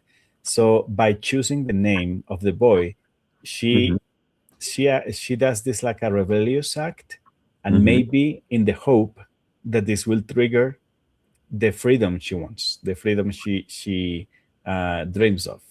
So that's also interesting how women are treated in this novel, because Right. we know the men are treated in certain way, the women are treated differently, but with this autonomy. So it's very clear that she wants autonomy in her own life. Right. So that's also very important. And let's piggyback on what you're saying there. Like, that is absolutely true. But this story also does a really good job highlighting how women's voices are often silenced. And Cora is not just her voice that was silenced over and over and over again. She stopped being the person that she was. Like, she was such an amazing dancer. But this is the power and control that her husband had over her. She had to stop completely being who she was. So, but at the same time, we had these wonderful and strong women. Cora was still very strong. She was never weak at all, actually. I got to be careful how I word that. But Maya and Sheila Vey, yeah, were some of the strongest women I've read about in quite some time. Yes, that's true. And Maya also. Maya being the kid who was the witness of all these gruesome things. So she grows up in a very interesting way as well. And she's a reflection of how these kids in the society who grew up in violent households, how they evolve based on what they've seen and normalized in their lives, which is very sad. But we have seen cases. It's not necessarily something bad at the end. They could grow up as a strong adults despite having such an awful childhood. So it's interesting. Yeah. And one more say we need to add is identity, destiny. So the topic we said at the beginning, is my destiny defined by my name or by a decision made by my mother, for example? The way they choose your clothes when you're a baby, the way they choose your toys, the way they choose your food, or how they teach you to do some things. Is this actually defining me as myself and as an adult? Or is this coming in the blood, in the genes? Or Right. is there a destiny? Is there a destiny written somewhere you cannot change despite your name or your race, your gender? So this topic's about identity, who I am, or can I change who I am, or this is something predefined? It's really Right. captivating. It really makes you think about how much is determined on circumstance and how much is determined based on your situation, where you live in this world, where you are as well, I think. Uh, yeah. So we thought we were getting a book that was strictly about, what's in the name and how important are names, how much influence it carries. But yeah, very quickly we learned the book is so much more about that. So I would agree with everything you're saying. And so, this whole concept of free will versus, I would suppose, fate, is at play this whole time. That's how I would word it. And it really makes you think about like how important or how significant one little decision you make in your life can just open up so many doors, with your health, with your friends, with your family. Like there's so many little decisions we make. And even me being here right now with you, I just messaged you one day on Goodreads and said, hey, and now I'm so close with you. Now it's my best friend, everybody. And Javi as well. I wouldn't know Javi if I didn't message you. I wouldn't have made a YouTube channel if I didn't know you. So one person, one little moment in life, one little thing that we do can completely change your trajectory. So that this book made me think about that, and in such a big way. Hey, I don't Yeah, think you. and yes, because I think there are two types of decisions. One is the decision you made yourself consciously. For example, you decided to send a message, and this started a conversation, and then a friendship evolved, and that's fantastic. But this is a decision you made as an adult, or as a teenager, or even as a kid. You're choosing to do something, and that something triggers many things. But there are other decisions, like in this book, that someone is making on behalf of you, because you're a baby. You That's cannot right. decide, right? So if I cannot decide, someone is going to decide for me. In this case, it's the mother, the father, or the person who's taking care of you. But these kind of decisions that you cannot control, I think those are the most interesting ones, because you don't have control on your name, or the place where you were born. You don't have control how you were raised, the language you speak as a native language, things like that. So I think that is why this author pushes into this topic of decisions made not by yourself, but affecting all your life. Because we have seen in some jokes or internet stuff, people with really funny names or awful names. And once you see that, oh my God, why the father decided to name this kid like that? He's going to Right. ruin his whole life. Right. Or is this just to make fun of him? It's a decision they didn't do by themselves. They're being affected by this decision. They didn't have any control. I know Right. you can change it on your name actually if you want, but I don't know. I don't know anyone who has changed their name on their lifetime. But you No. can actually register another name when you're a certain age, right? So, but still, Yeah. all your childhood and your teenage years will be ruined, or could be ruined, by a name. So these decisions and destiny and fate, very, very interesting topics from this author. Yeah. She does it so well, I think. Yeah. Okay, so I think those are actually the topics we can say about resilience, family dynamics, all of this. We have already explored all of those.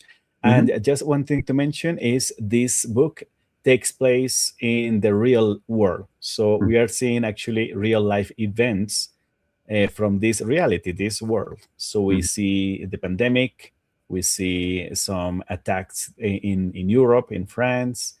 So all the technology, all the places where they live, they're real, and we do see real life events. So that sets this story in this realm. So in this reality, it's not a fantasy world. So just for you to know. Yeah. Exactly. Okay, so let's read a few more comments before we move into the next item. So Ale. So Ali says You just mentioned that Cora didn't realize how broken her husband was until it was too late, but there are always signs or red flags. Maybe because she was in love, she justified them. And doesn't that happen so often? You know, you see the best in someone when you're falling in love in the first, maybe even couple years or a few years. You see only the best, and then people can slowly reveal themselves over time. But I do agree with you, Allie. There's always warning signs, for sure. Yeah, For this is when you have emotions and feelings involved. Sometimes you get blind and you hmm don't see those flags until it's too late, or maybe you see them but you decide, this is another choice, you decide not to act on them. hmm Because I don't know, maybe you just yeah, you're too in love, or your emotions are too strong, hmm or maybe you just don't want to change because your fear of change. So it's actually difficult. Yeah. And so this book does go there a little bit. Like we're given some glimpses into the past when Gordon introduces himself to Cora, and they do fall in love pretty quickly. He is a great guy in the beginning. He really goes out of his way to slowly woo her and to bring her in, and he does a pretty good job being a gentleman in the beginning. That's how the story is told to us. Hmm. So, but yeah, no, Ali, I completely agree with you. Joe says, you guys think this book, do you guys think that this book has autobiographical elements? Okay, so we're just kind of touching on that. Hmm. So, like she writes about abuse and control so well. So we can't help but wonder if that's possible. Hmm. Okay, my grandson is keen. Oh, I didn't know that. So Brenda, pardon me, is a grandmother, and Mal, I think I've told you a little bit about that wonderful client I have, and so I mean Hmm. they're all wonderful. If you're watching, Brenda is really a special lady, and Kian is your grandson's name. Maybe you did tell me that. Do you have any other children or grandchildren that have Irish names? I'm just curious now. Um, Joe, the book Freakonomics has a whole economic analysis of how children's names rotate between social levels because names are almost always chosen aspirationally. Interesting. I'm going to write that down as Hmm. well. Yeah, so there is actually, this reminds me, for example, here in Colombia, there is a tendency nowadays that some kids receive names that, let's say, 20 or 30 years ago were hmm perceived only to be given to elder people. So Uh-huh. let's say my grandfather or his father's name was perceived 20 years ago to be like the elder man name. So it's okay, so that's a very very old name. hmm But nowadays, kids are receiving those names actually. Names that before were perceived to be for old people now Yep. are being given to kids. Up here as And yeah, that is a tendency. So it's what she says. Names are rotating, maybe generation after generation, well. or between social levels also. That's Yeah. also true. I know as well in China, I think Japan as well, there's so many names that are considered to be unlucky. And I Mhm. can't speak well about that now. I didn't think about researching that ahead of time. But uh, yeah, that's so interesting. Yeah, and China and Asian countries, they do have two names. They Mm-hmm, receive the Chinese name, for example, mm-hmm, but they also have a Western name. So mm, sometimes, right. because Chinese names sometimes are difficult to write down or to pronounce, so they Mm-hmm, choose, okay, but my Western name will be Irene. So mm-hmm, my Western name will be Catherine, because they're very like catchy and easy to pronounce and to mm-hmm. read. So yeah, Yeah, also very interesting. yeah, for sure.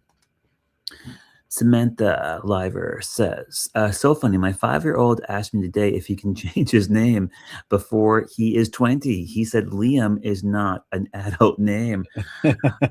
How offensive, Samantha. Were you highly offended? You spent a lot of time thinking about that name.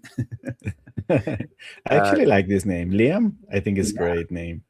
Yeah, it's also, I think, for me, if I was ever going to be a father, and it's so funny, I just told Mauricio yesterday, I think, that I just had my nephew for 24 hours overnight, and I can confirm that I think I made the right decision. Love my nephew so much, but I will never be a father. Anyway, when I get off topic, yeah, Liam is a wonderful name, and I hope you told him no. Surely you did. I think Cora also had a busy 9 years and was focusing on raising her first child. She was distracted. Oh, Yeah. Yeah, that is true. I didn't think about that. Yeah, for example, Cora was raising the elder daughter, so she was distracted with that, and she didn't catch all these red flags. Exactly. Yeah. This is why the comments are so important, you guys. Thank you so much. So yes, Samantha brings a lot to the table as a mom and as a woman too. Thank you so much. I never thought about that either. And Brenda, our son and daughter-in-law, were in Ireland when she was pregnant. They heard the name Cian and loved it. I have no other Irish names in our family. Okay, yeah. Well, I love that name too. Cian, it's pretty strong, isn't it? It's also very elegant and very classy, I think. It is. So in this book, there is a secondary character named Cian, but with a C.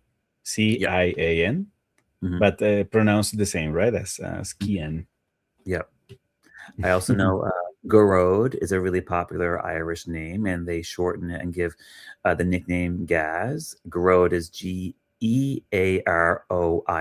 I really I love the nickname Gaz. I really like the name Garode, and I'm seeing Fionn a little bit every now and then. Fionn for a boy. Fionn. Oh, okay. I think that's really, really nice. Anyway. Okay, one more. Samantha, tell him about Liam Gallagher, who is 53. Yeah, 100%. There's lots of older Liams. Liam is an adult's name. So okay, so I think we can move on to our last topic, actually, which is the author. So let's talk about Florence Knapp. Who is this lady? Yeah, so of course we've already mentioned that this is her debut novel. But Florence Knapp has written a book of nonfiction as well about a centuries-old method of quilt making. This was her first publication. So this is quite a departure. She has contributed to other things. She's contributed to a book for the Victorian and Albert Museum. She lives just outside of London. With her husband and also her dog. She has 2 children, but they're fully grown and they've already moved out of the house.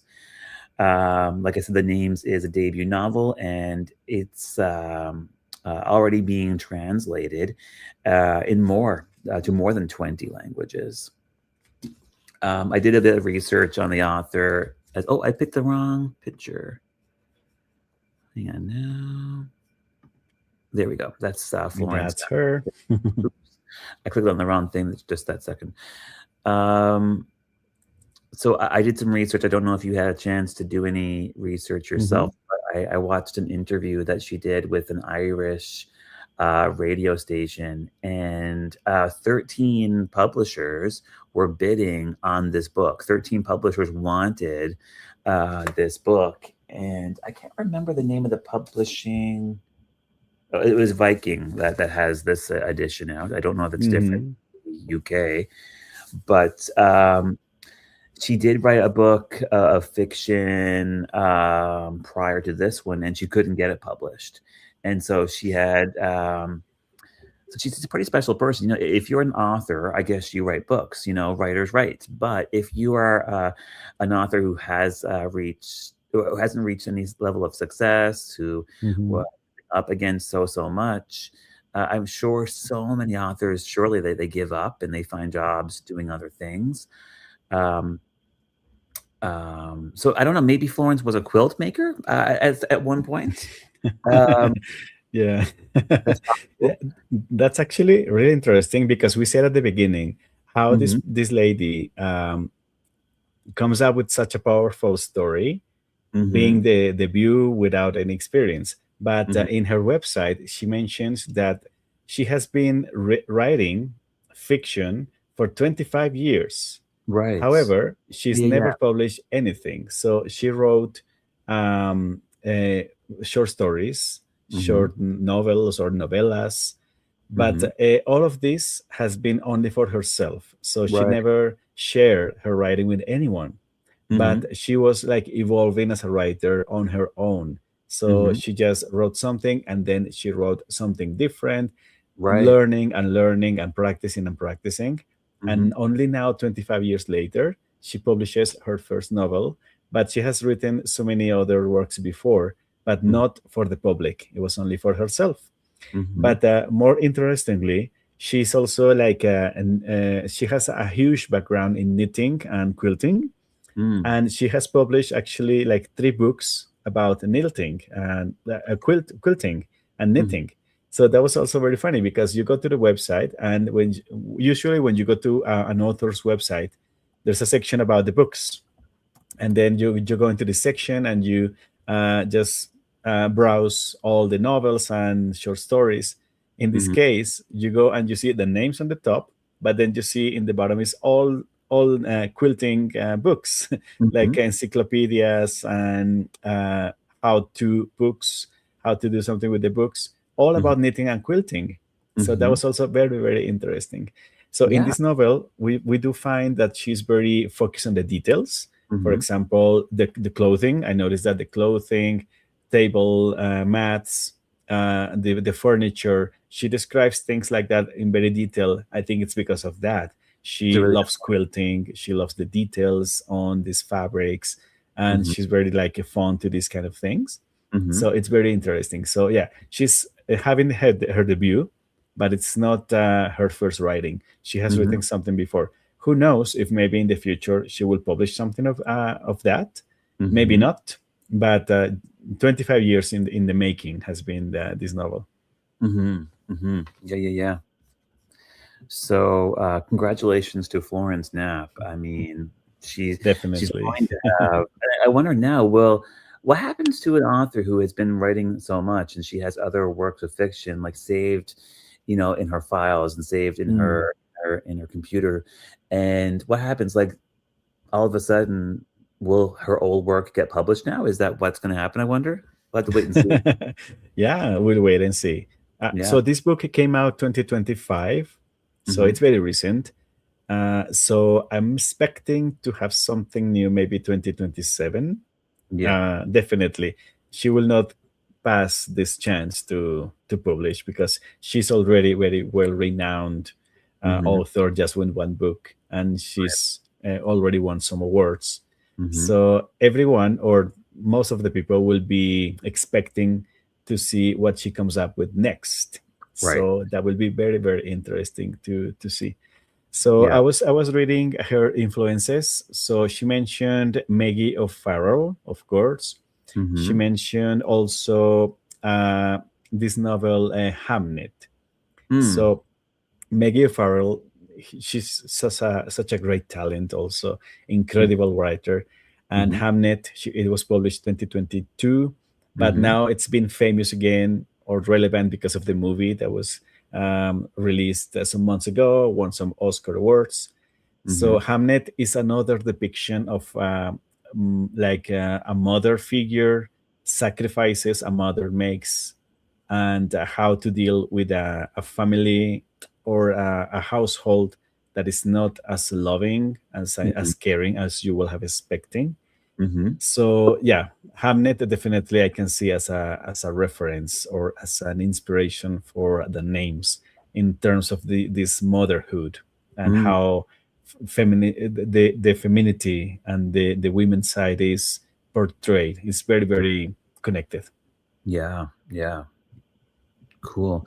So otherwise, there's really not that much information out there Hmm. about this author, right? Hmm. In my Hmm. research, I spent a little bit of time trying to navigate the YouTube interviews. I listened to a Hmm. bunch, and there's not much information out there. I can say, like, she seems like she is absolutely lovely. She is a happy person. She's really a beautiful person, and I'm so happy for her success. I really Yeah, am. she's very funny. So in her biography, she says, "I live with my husband, and I love watching the sunset. I love washing my dishes. I Mhm, love like spending time at home. Things like that. Very like day to day things to do. She's very like lovely and funny in writing.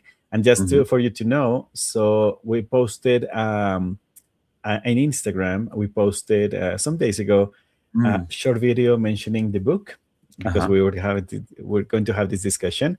And she replied. She said, "Oh, thank you so much for reading this book."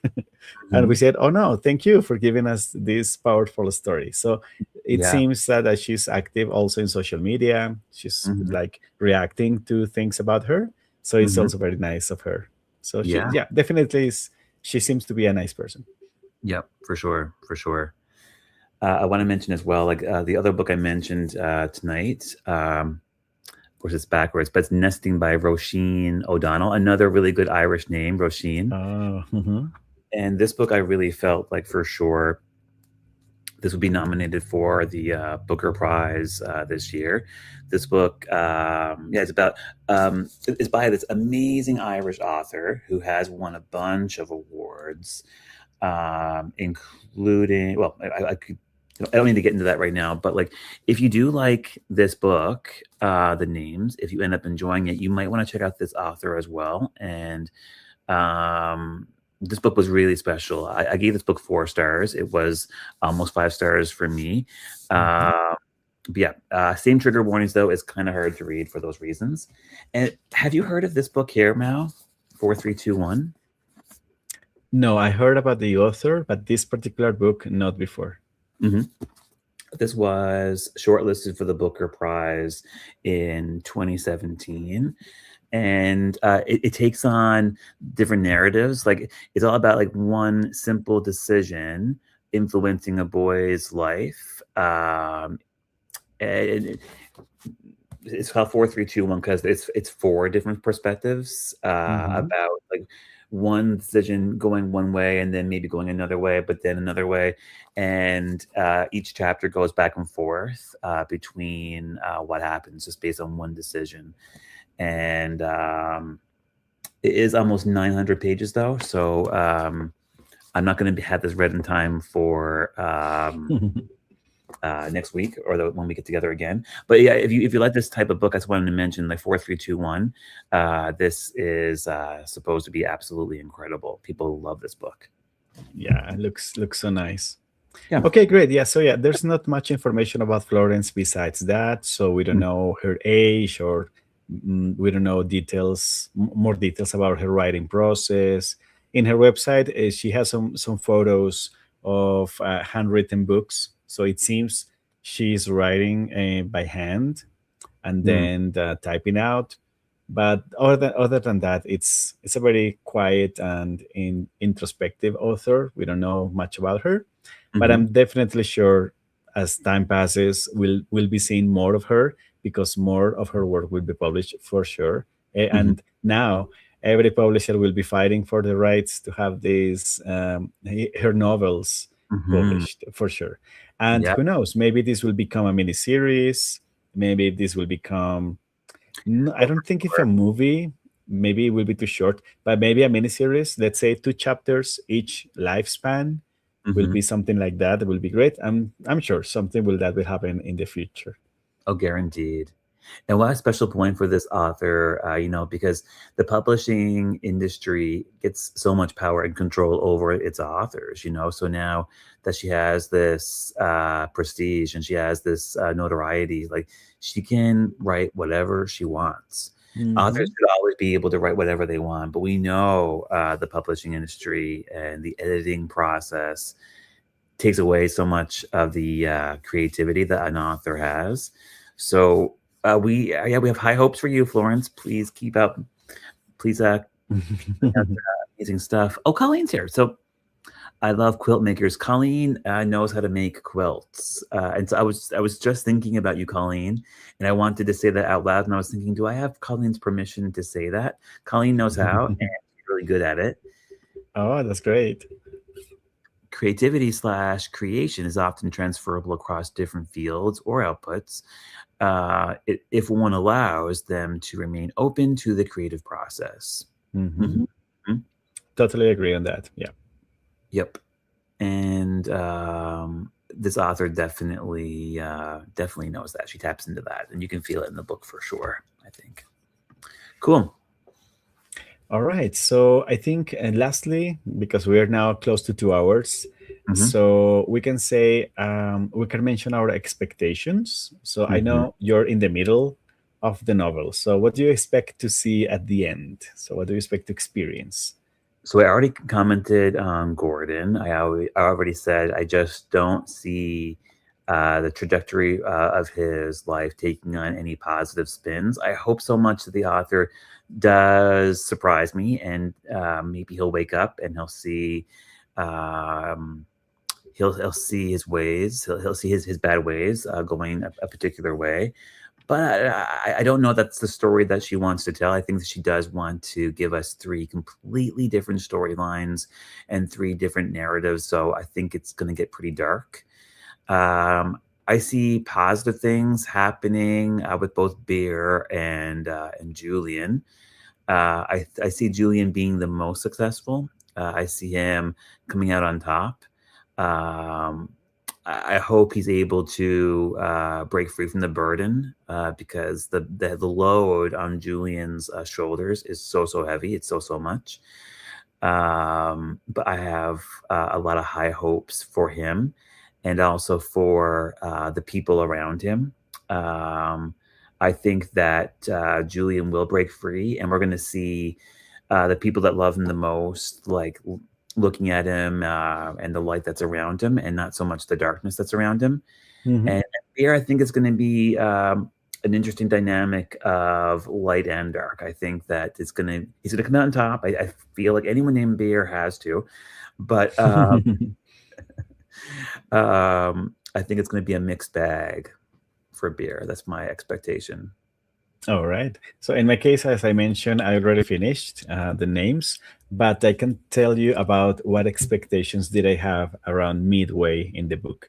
So definitely the expectation usually when you see a very bad character or very like horrible character as Gordon, the father, is that you want either the character to be punished for what he did, or the character to be redeemed somehow, like he's ashamed of what he did and he was going to be redeemed, or something else like that. So in my case, I was hoping or expecting some like punishment or something very bad to happen to Gordon. So that was my first expectation. Right. And in regards to the three branches of this lifespan, so for Bear, I expected Bear to be like standing out and being like a very famous figure, something like that, because someone with that name definitely will stand out and will be like differentiated from the others. So either you can be ashamed of that and hide, or you can make advantage of that and Embrace be it. unique. Yeah, and be the unique Bear. So that was my expectation with that. With Julian, I was expecting maybe to his voice to be raised and his personality to really explode, evolve, and be something really different. And for Gordon, I expected like a change in his mindset that might make him and his family break free from this cycle of abuse. Cool. So that is my expectation. So in our next section, when we'll discuss this with spoilers, so we'll know what happened. But basically, that is why what I was expecting when I was reading the novel. And yeah, so I will not say anything, but that is what I was thinking about when I was in the midway through this book. So, you guys, I hope that you're interested in reading this book now. I hope that we spoke well. Now, I think you nailed it. I think you did such a good job. And so, in 2 weeks' time, on June 8th, we're going to be back, and we're going to give our final thoughts, and we're going to talk at length about the book. This is an award, so we're going to be a bit more critical with our analysis. But we have 2 more weeks to think about it too, don't we? So I have 2 weeks to finish the book, and I have it won't take me long. I'll probably finish it tomorrow. And hopefully you guys can come back and join us again on June 8th. And you have 2 weeks now to get your copy. And there are plenty of copies available here in St. John's. I recently saw it's available in paperback as well, so it's even cheaper right now. Or if I'm finishing tomorrow, if someone wants to borrow my copy, you can absolutely show up at my doorstep and I will give you my copy. Yeah, definitely. So yeah, just to mention, for the ones who joined us last week with our evaluation and assessment of the other book, so this was The Tiger and the Cosmonaut. So we will follow the same process. We have a very strict and very, I will say, not complicated, but it's a very intricate evaluation system that we came up with in the three of us with Javi. So we were going to follow that. So we have 20 criteria, and we have a calculation system. So we will evaluate the book based on that, having averages and calculating if it's competent or not competent or something like that. We're not going to say ratings yet, because our rating will be at the end of the project, at the end of the year. We will be actually rating the books, and there will be a winner, and that winner will be crowned as the book, the Fiction Finders Prize #1. Exactly. So we'll follow the same process. So stay tuned. So in 2 weeks' time, we'll be joining again, and we'll be evaluating and having an assessment on the names, following that process. It's very funny actually to have this process of evaluation, and we'll discuss full spoilers. So you have 2 weeks to complete this book, and then you can join us and also give your opinion, and we'll be all enriched having this conversation. Exactly. So thank you so much for being here. And Joanna, I almost missed your comment there. I'm so sorry. She says, I was curious, so I looked into it and found out that the name Gordon means spacious fort. Something to think about. Yeah, when it could be. When I think of Gordon's, I do think of the gin. That's the first thing I think of. I used to work in a restaurant for a long time. I sold a lot of it, but spacious fort. Interesting. I think when the author chose the name Gordon, she wanted like a cacophonic, like herder name. But thanks, Joe. I'm going to think about that for sure. It's a good gin. So Patrick say it's a good gin. Good gin, yeah. Patrick, you don't drink gin. Gin and Burr mix was one of my go-tos. Anyway, I'm going to edit that part out afterwards. Okay. Okay, so I think we can wrap it up. So sadly, Javi didn't join because his internet connection was completely shut down for a whole time, and she's messaging us, and he says it's not restored. So that's okay. So he will join us in our next session. So for now, so thank you everyone for joining us in this first discussion about the names. Thank you for your comments in the chat, and thank you for just showing up and say hello. It means a lot to us to share this, all of you. That is wonderful. Thank you very much. We appreciate it so much. Okay, so see you in 2 weeks. We'll be posting on social media all the links and all the things. So just keep an eye on that. Otherwise, thank you so much. Thank you so much, you guys. Thank you, John. Bye-bye. Take care. See you.